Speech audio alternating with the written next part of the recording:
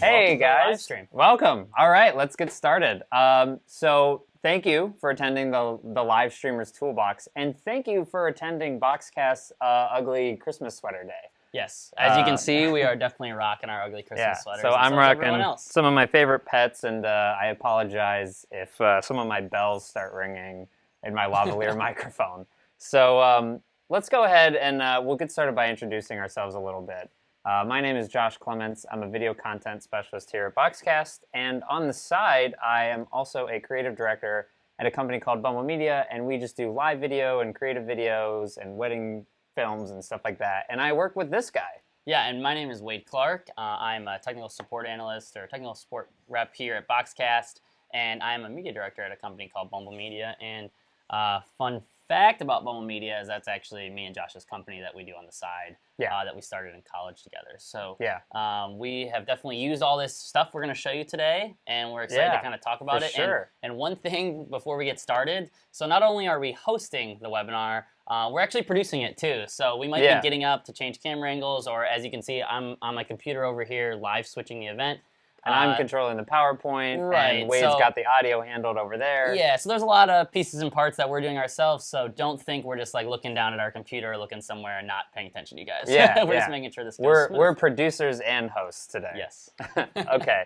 So, and also on that last slide, if there's anything you feel like we didn't cover today, or you still have questions about your setup and your specific goals with live streaming, feel free to reach out to us anytime. We're available via these email addresses. And we're happy to help you because we were in the same place probably 5 or 6 years ago when we were getting started. Certainly. And the biggest pain point, we want to solve today is just helping to demystify all the confusing terminology and live video streaming equipment. And a lot of things too is we would run into a lot of problems when we first started, and we didn't know how to solve those problems.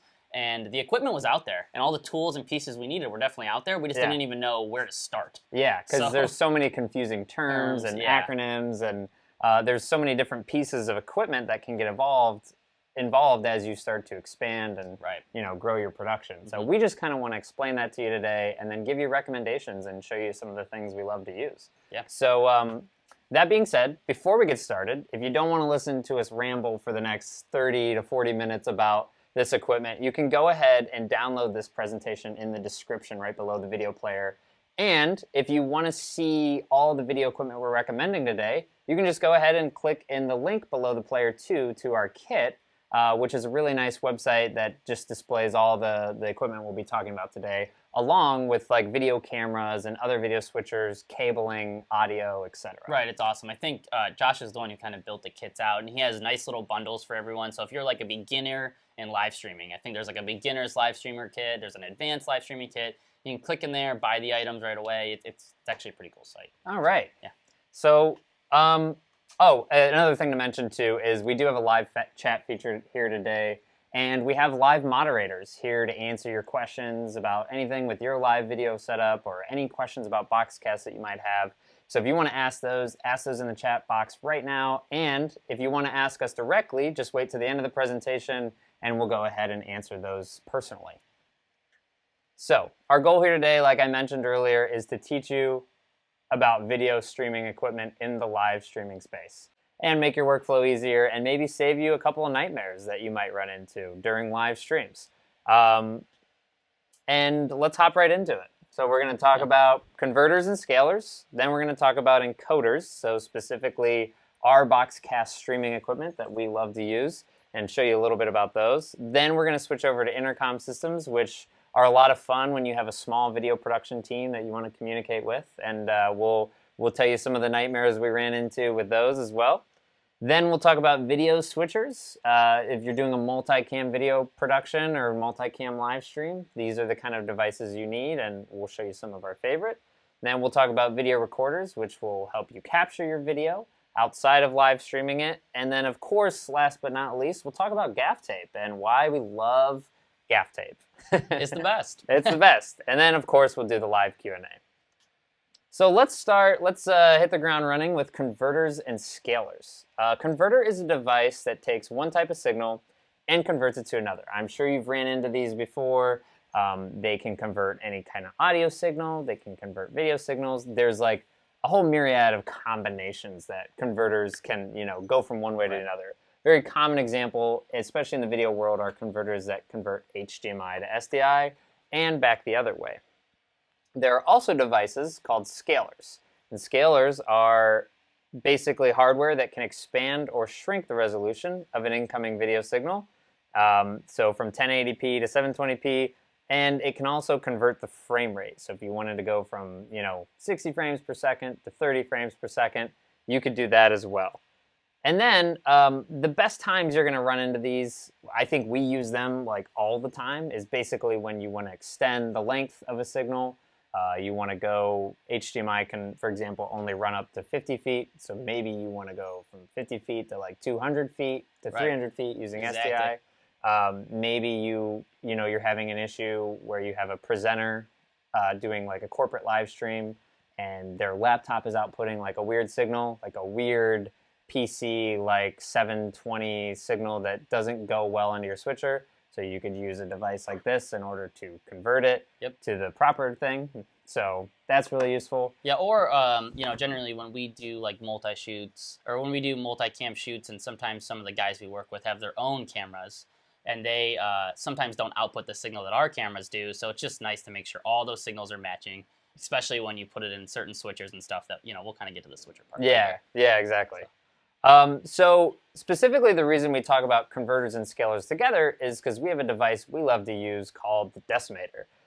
The Decimator MD-HX to be specific. And we actually just like to call it the Swiss Army knife because it does a little bit of everything that you might need to get you out of a tough situation in the field, and in order to, really convert any type of video signal. Right. So it has HDMI and 3G SDI inputs. It will convert two ways, so it's called a cross converter, which means it can convert HDMI to SDI and SDI to HDMI.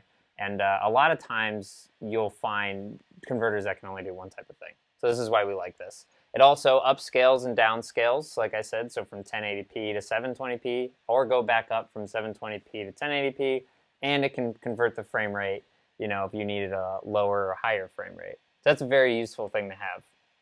But the reason we like it is because it's super versatile, like I mentioned. I'll just show you here on the overhead cam. This is the Decimator. It's like very bright red, very fun to use. And it's very simple. It almost looks like an old school Game Boy, actually. So you'll see on the side here, it has HDMI input and an HDMI output. And then it has a nice little threaded screwing in locking power supply right there. And then on the other side, it has a SDI input and two SDI outputs.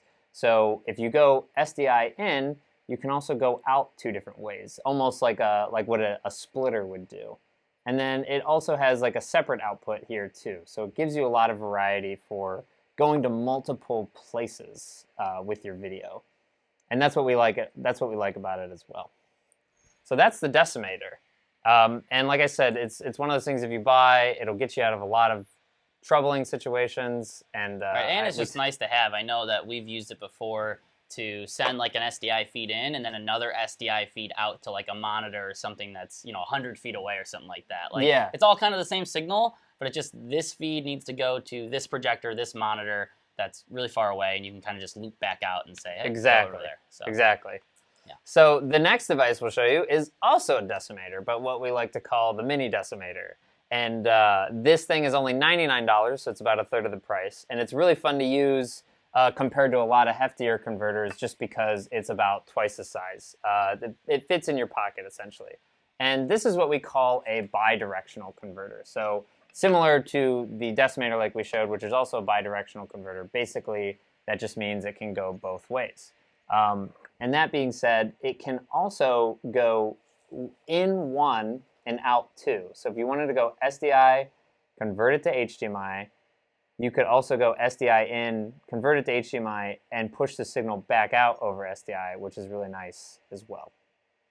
And it's like Wade said, this fits right in your pocket. We have a couple of these that we take with us everywhere, and it's a lot cheaper than most converters that you'll find out there. Right, and I would say, for $100, it's worth, if you plan on converting HDMI to SDI, I know Blackmagic makes one for maybe 50 or 60 bucks. Yeah, they just released but it's a only similar it's one. only one way, so it only Yeah. goes SDI to HDMI or HDMI to SDI. But I really think spending that extra 30, 40 bucks on something like this, where you can go both ways if you need to, it's just Yeah. worth the investment. Yeah, and It really is. one fun use case we found for these recently is we started putting monitors on our cameras. So like anytime we want to, what would you say, like we want to put a monitor on top of the camera, but we also want to output a signal to a switcher. Well, most video cameras don't actually output over HDMI and SDI at the same time. So what this would allow you to do is go maybe SDI out of your camera, you'd plug into here, then you'd keep the signal going into your switcher, and then you could also go HDMI out into the monitor. Into like a mini monitor on top of your camera. Exactly. Yeah. So that is the Decimator. But there's one other type of conversion that I think a lot of people don't know about, and that's the ability to convert HDMI over Ethernet. Yes. So used to be kind of one of my favorites, honestly. As you can see, the price point's about 480 bucks. It's a little bit more expensive, but I'm going to explain why. But to get the basics, you can extend a 4K signal. You can extend up to 4K signals over Ethernet. It has transmission over, obviously an Ethernet cable.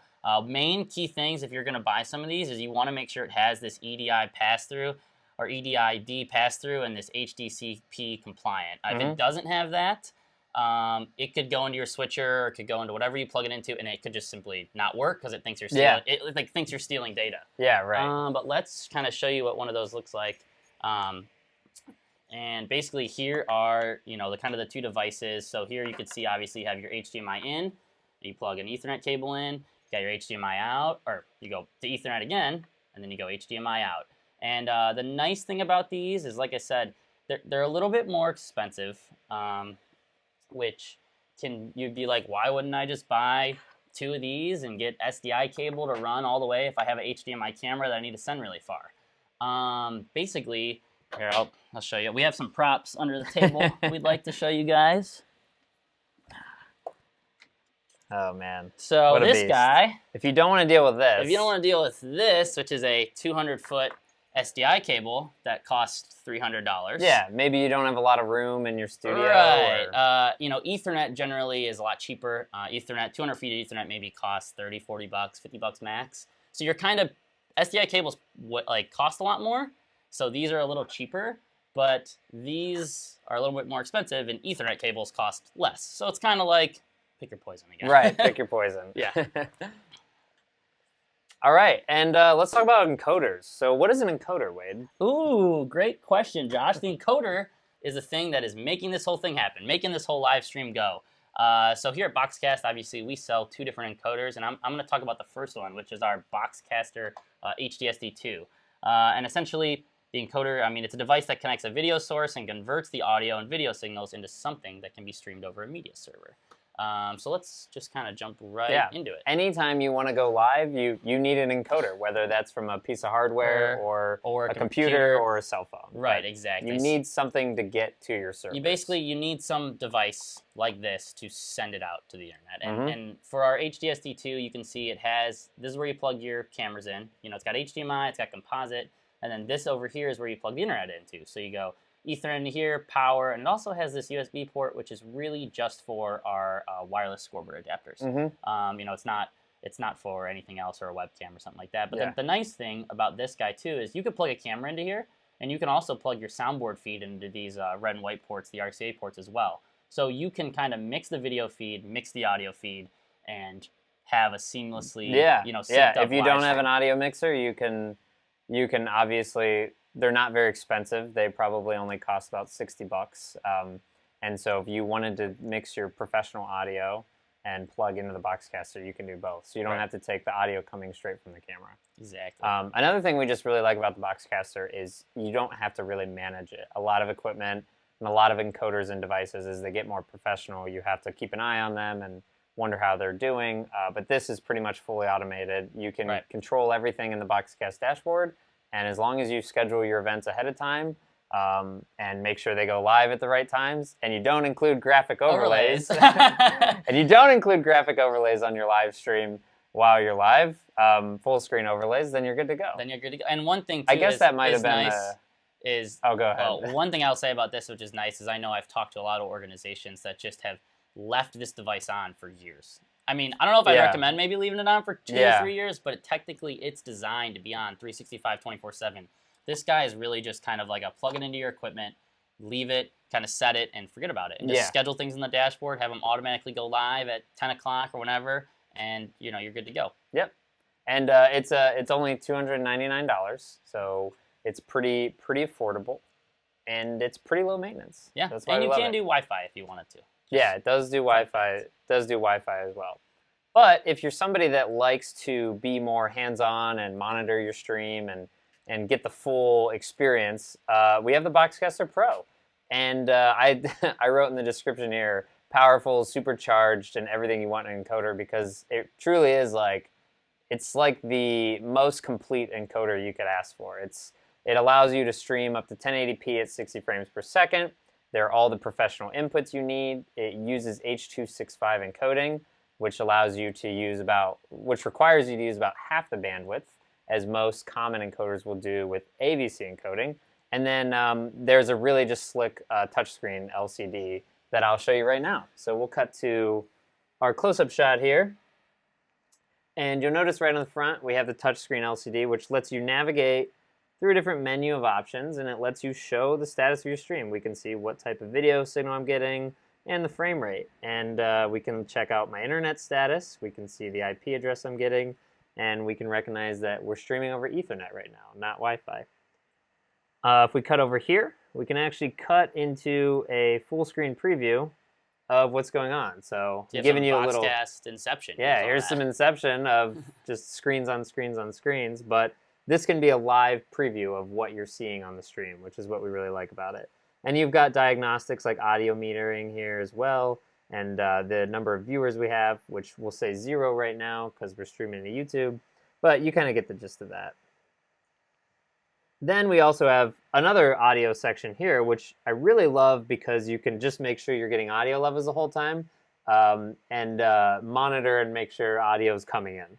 If you click on that, you'll see the ability to go further. And if you're going into our analog ports, you can actually adjust the gain. So it has some audio mixer-like capabilities here. The other thing I like about it is here on the side, we have obviously a screw and power cable, so this can't come undone. So if the stream goes out, that's probably because I did something else wrong. And then we have an Ethernet port right here. We also have the ability to monitor the audio with headphones. So we can just kind of plug this in, tune in, and check out what we're getting while we're going live. So then I can just check, monitor my audio, make sure I sound good. Okay, great. And now while I'm live, I don't have to worry about, oh, audio's cut out. So really nice feature to have, really nice thing to be able to monitor on the stream itself. And then, of course, on the other side, I'll show you just the professional inputs that we have. We have XLR in and 1/4 inch inputs as well, along with HDMI in and SDI in here. So really super versatile, super fun to use, live stream encoder. Oh, and of course, we have these indicator lights that will actually tell you when the stream is live. Right, so this is actually the Pro we're using to stream this right now. So that's why Josh made the joke. If this thing were to come unplugged or we were to lose power or something, you know, the stream would stop. Yep. So that's the BoxCaster Pro. And now we'll transition into intercom systems. Intercom systems are just basically a system that you use to communicate with your production team during a live event. And you need it anytime you need to direct and call out camera operators and tell people you're creating like a really smooth live event. Not like this one where we're kind of just being like a little ad hoc, but like a live event where, you know, you need everything to run seamlessly. It's really useful in that case. So also you might have a graphics team, an audio team, etc. that you're talking to as well. So Wade will kind of give you a little demo of what that looks like. Right, so let's say I was a camera operator. Ooh, it's hard to hear myself in here. Let's say I was a camera operator and I need to talk to Josh. Yeah. He's the producer. He's live switching. He's doing it all there.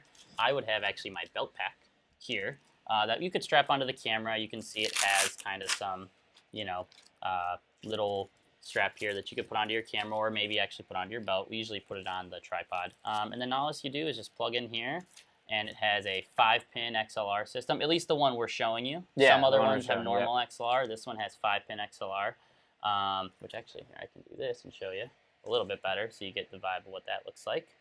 And then essentially I could talk to Josh the whole time he was producing. So if I had a question or anything like that, or something was going wrong with the live stream, you know, we could communicate and be like, hey, you know, do this, do that. Can someone run up here and help me? Or, you know, hey, get closer on that shot, Zoom get in. a medium shot, zoom in, stuff like that. And I think we have here. We do. We'll show you the kit we actually use. So we found, and we're gonna actually showcase this. This data video kit has a really long, complicated product name, but this is the best bang for your buck. It might seem a little bit expensive, but my advice is to spend a decent amount of money for a system like this if you're going to spend the money, because you don't want, during a live event, not to be able to hear or for communication to cut out. Communication is extremely important, especially when there's a lot of viewers watching, right? So this is a nice kit because it supports 8-way intercom. There's 8 different people can talk at once, plus a director. It comes with 4 headsets. It comes with 4 belt packs, and then obviously you can add on and buy more if you need more over time. And then it also includes tally lights, so you can indicate when your cameras are live. And it includes the cabling, which is really nice because the cabling is usually like half the battle. And like, right, I would say the cabling is like generally another expense that you have to like endure as a video person. You're just like, oh, now I have to buy $200 worth of cables. You know. Usually when you buy like video equipment, they don't include most of what you need, but this truly includes everything you need to do intercom. Right. Which is what I really like about it. So that's why the price is a little bit higher. We ran into a situation when we were younger where we tried to do wireless, and we bought like a cheap $800 wireless set because we were like, oh, wireless is cool. But the entire time we were at a graduation venue, and we just couldn't hear each other, and the signal kept going out. Yeah, I would say the first couple of times it did work okay. It worked fine. And then after a year or something, you couldn't hear anything the other person was saying. Even if they were standing this close to each other, you couldn't hear them. So our general thing is, if you're going to buy a wireless system like this, you're going to have to spend a lot of money.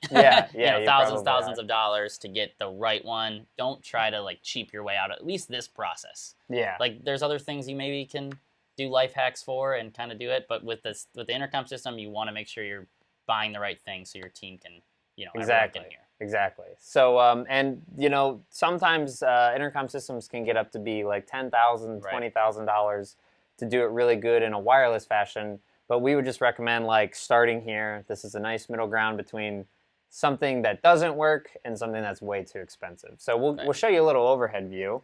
We'll show you on the back here. This is the main rack mountable kit that you can use to control it. And there's 8 different ports here for you to communicate with your team. So like I said, you can communicate with up to 8 different people. Maybe this is like, these are your camera operators, and then this side is like your graphics guy and your sound guy. So you can see how this can get really complex over time. And then on the other side, we've got the main console here. And sorry about the lighting here because it's not super clear what these say. But basically, this just says all.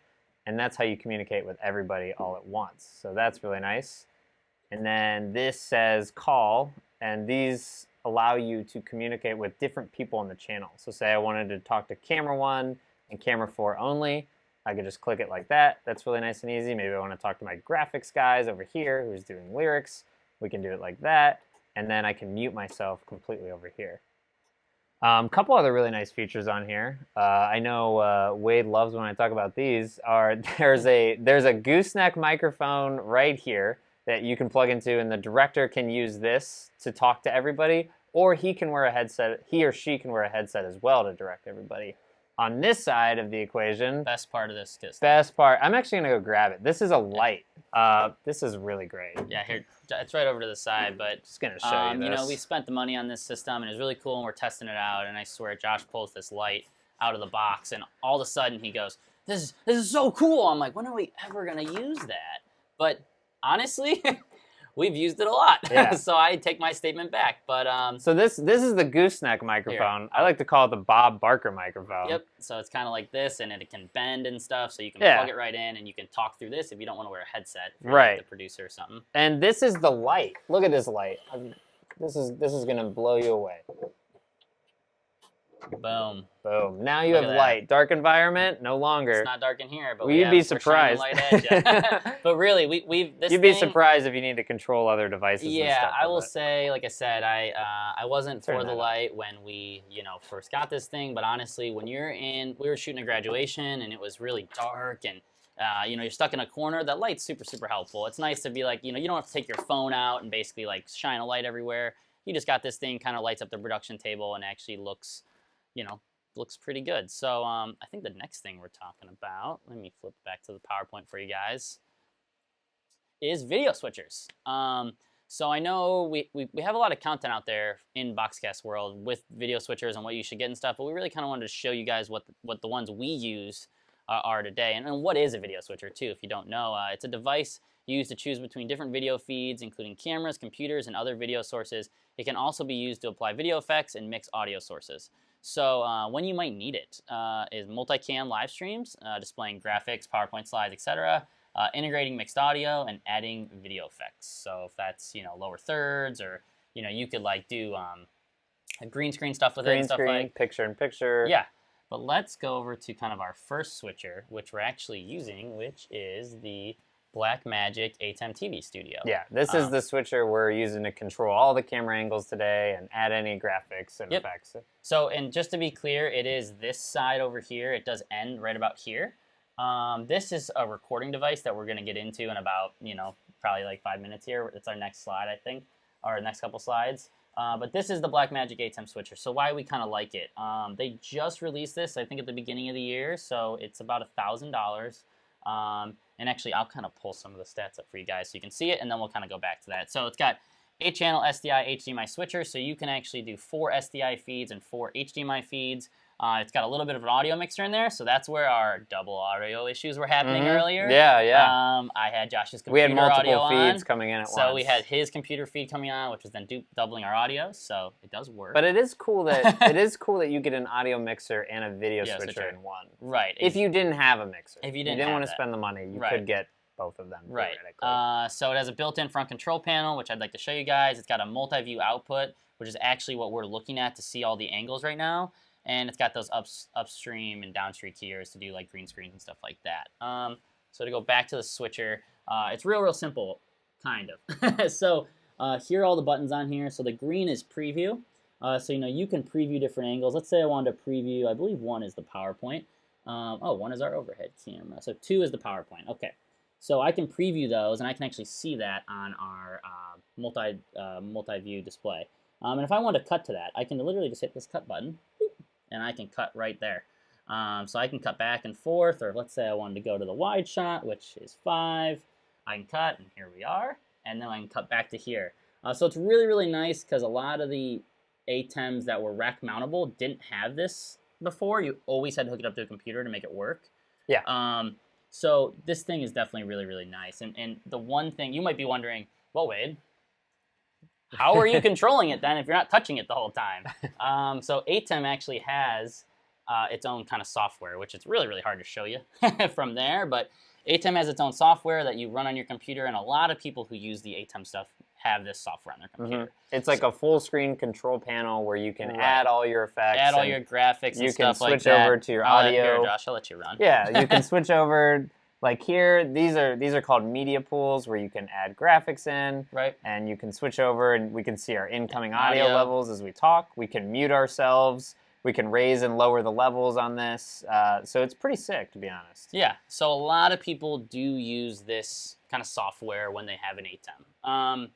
Not obviously super convenient because you need a whole nother device and a whole nother computer. So I think the next switcher we'll show you is a lot more user-friendly, and it's not as hard to like set up. Yeah, and it goes really well with the BoxCaster, actually. Right, so let's switch back to the PowerPoint for you guys.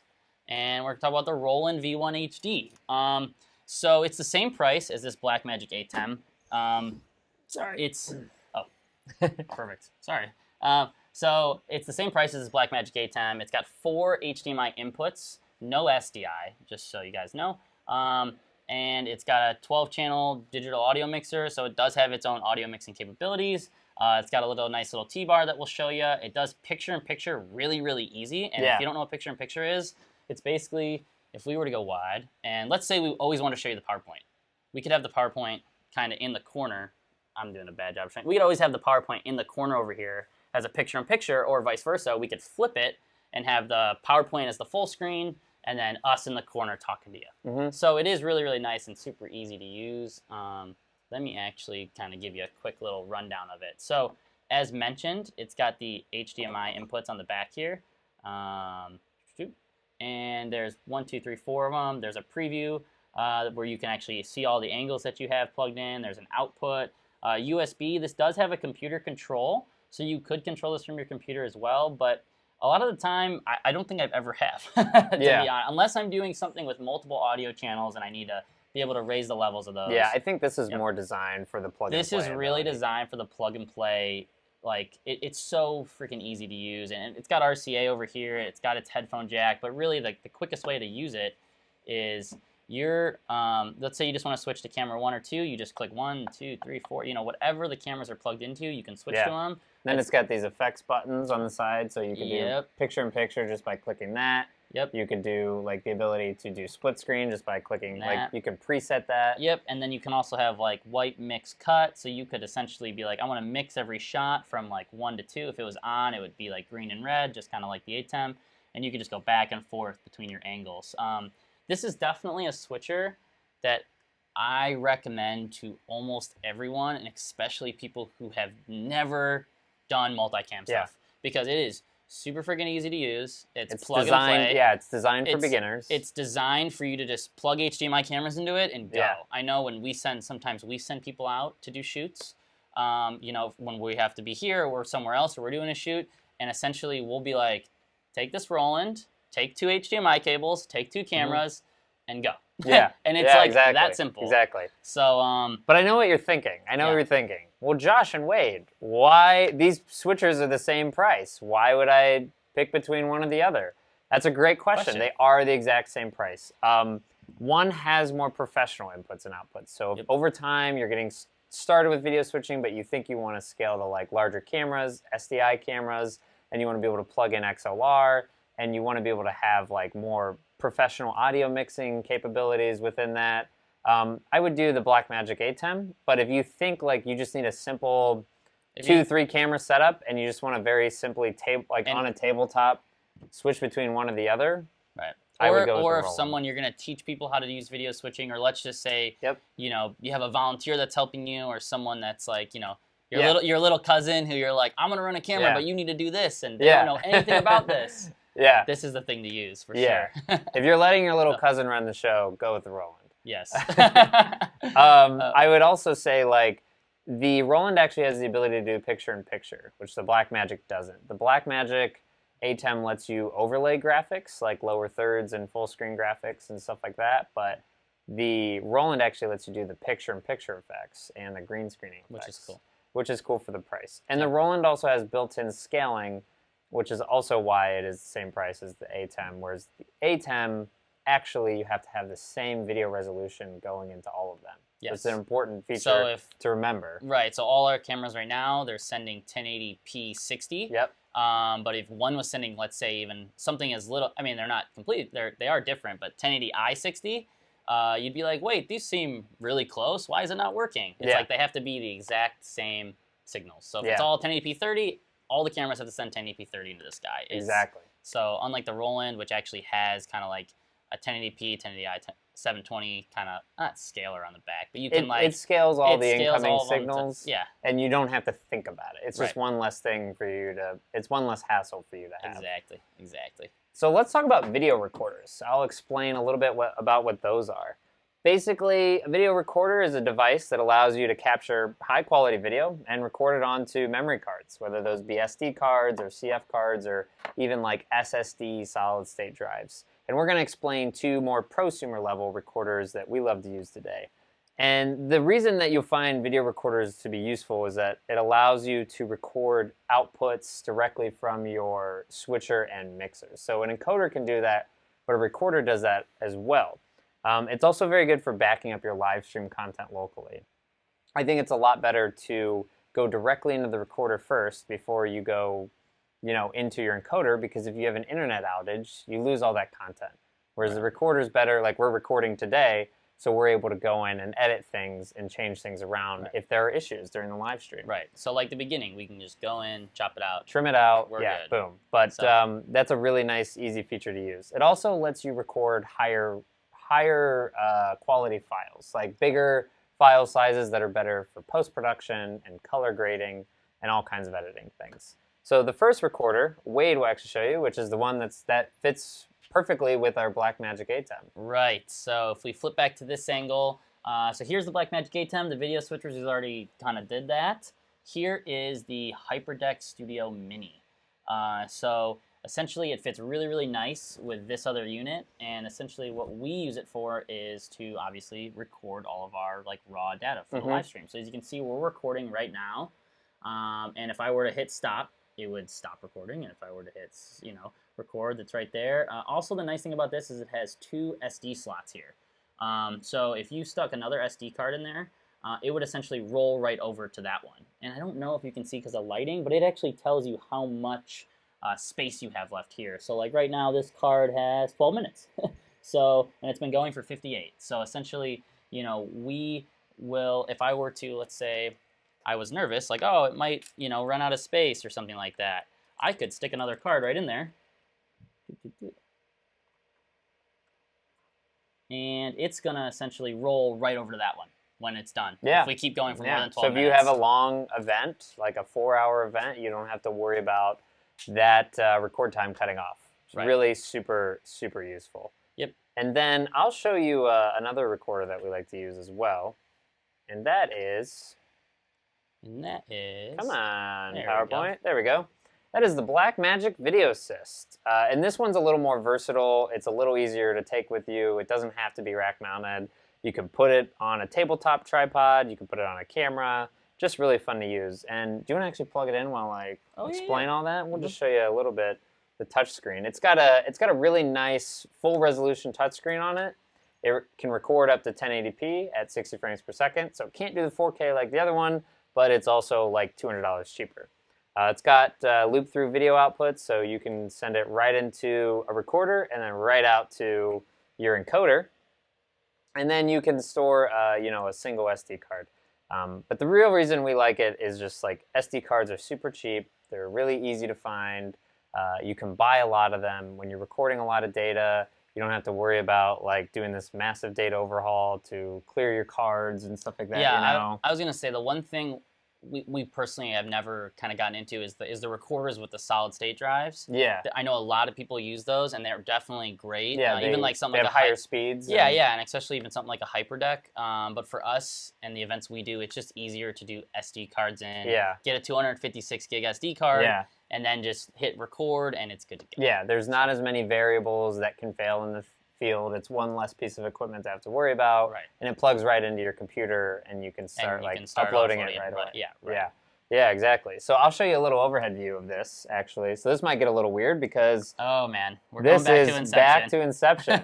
But this is the Blackmagic Video Assist. You can see here it's got this nice little touchscreen interface, and then you can see all the audio meters and the play buttons and the histogram right here. And it just gives you the ability to check out everything going on there. On the side here, like I said, this is the SD card slot right here. And then this is a headphone jack. Which actually, the other one we showed you does not have a headphone jack. The ATEM switcher does, but this is really, really important for when you are recording. You're just double checking, am I getting audio good? The other one doesn't. So in some ways this is more functional, which is kind of funny. And then on this side, it has your inputs and outputs. So it's got HDMI in and HDMI out. So you can go right in and go right back out to your BoxCaster or a monitor or any other device. Then you've got SDI in and SDI out right here. And these are actually what are called mini SDI connectors. There's a more technical term, but we just call them mini SDI Yeah. connectors. They're basically as mini SDI, kind of like how mini HDMI works.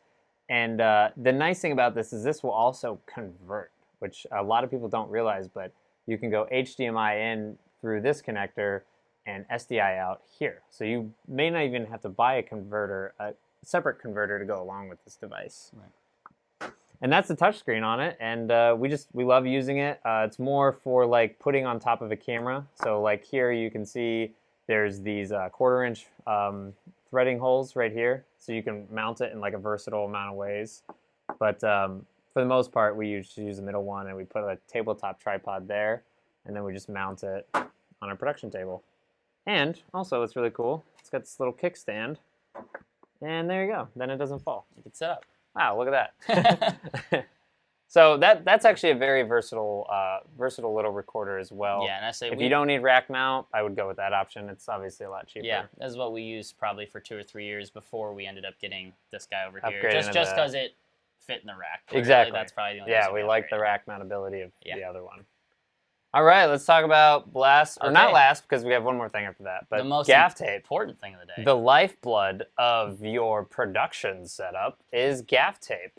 And a lot of people don't realize, but gaff tape is fairly expensive, but that's for a reason. It doesn't leave a sticky residue on it. You know, when you pull up duct tape off of a surface, duct tape and other types of tape leave that weird sticky residue and probably peel paint and are destructive to the environment. Gaff tape, not so much. It's not as destructive, and it doesn't leave that weird adhesive residue on things. And then the black coating on the other side of it, which I guess we can show here, the black coating on it doesn't like reflect light or like bounce light, like in the same way that you would see duct like tape. Shiny silver duct tape. Yeah, shiny silver duct tape. So that's why it's always a little more expensive, but it's just really good for wrapping cables. I would say it's good for high traffic environments where people are walking through. You don't want people to trip over your cabling. So just making sure that's all clean. And I think you can order it in 2 inches, like in width, and you can order it in 3 inches. So generally what we do is we'll run all of our cables and then we'll just gaff it all down. Yeah, with one clean strip. Yeah, and I think Josh already said this. I was kind of doing some switching, but it doesn't get all your cables sticky. Did you mention that? Yeah, it doesn't stick. Your cables won't get any weird residue on them or anything like that. Yeah, so the soup, like you said, it sounds overrated, but if you want to see what it does, get some gaff tape, then go get some duct tape, and I want you to tape down a cable, leave it for an hour, and then come back, and I want you to nicely peel the gaff tape off. Like, oh wow, I might be able to reuse this. Yeah, if and then I want you to peel peel the duct tape off, and you'll go, now I have to clean my cables. Yeah, exactly. So and now everyone's mad at me because I just put duct tape all over their walls. I put duct tape over there. I might have ripped off their wallpaper. Yeah. So that's the advantages of gaff tape. We buy like tons of rolls of it. We never run out of it, and we take it with us everywhere we go.